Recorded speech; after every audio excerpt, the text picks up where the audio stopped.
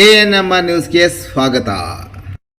At People Tree Preschool Chintamani, the primary focus is on holistic child development through 9I approach.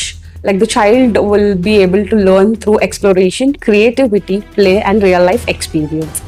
We believe that education in earlier childhood should go beyond education and help children develop in communication skills, social awareness, and emotionally balanced and confident.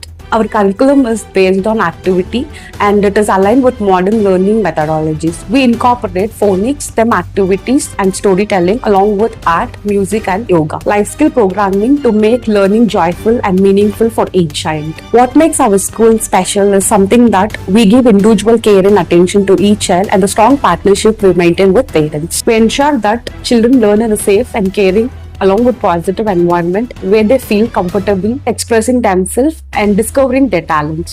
As a center head, my goal is to build a strong partnership between children, parents, and teachers.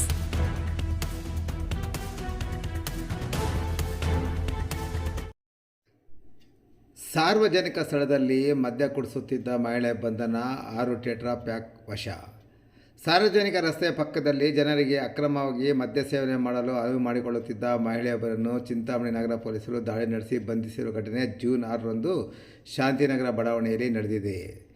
ಶಾಂತಿನಗರದ ನಿವಾಸಿ 35 ವರ್ಷದ ಧನಲಕ್ಷ್ಮಿ ಬಂಧಿತ ಮಹಿಳೆ ಎಂದು ಗುರುತಿಸಲಾಗಿದೆ.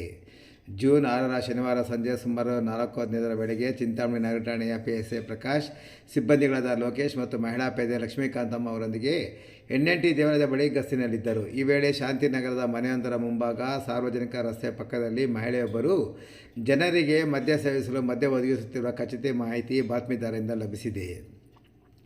ಮಾಹಿತಿ ಹಿನ್ನೆಲೆಯಲ್ಲಿ NNT ವೃತ್ತದ ಬಳಿ ಪಂಚರನ್ನು ಬರಮಾಡಿಕೊಂಡ ಪೊಲೀಸರು ಅವರಿಗೆ ನೋಟಿಸ್ ನೀಡಿ ಸಂಜೆ 4:45 ಸುಮಾರಿಗೆ ಸ್ಥಳದ ಮೇಲೆ ದಾಳಿ ನಡೆಸಿದ್ದಾರೆ. ಪೊಲೀಸರನ್ನು ನೋಡುತ್ತಲೇ ಮದ್ಯ ಸೇವಿಸುತ್ತಿದ್ದ ಆಸಾಮಿಗಳು ಅಲ್ಲಿಂದ ಓಡಿ ಹೋಗಿದ್ದಾರೆ.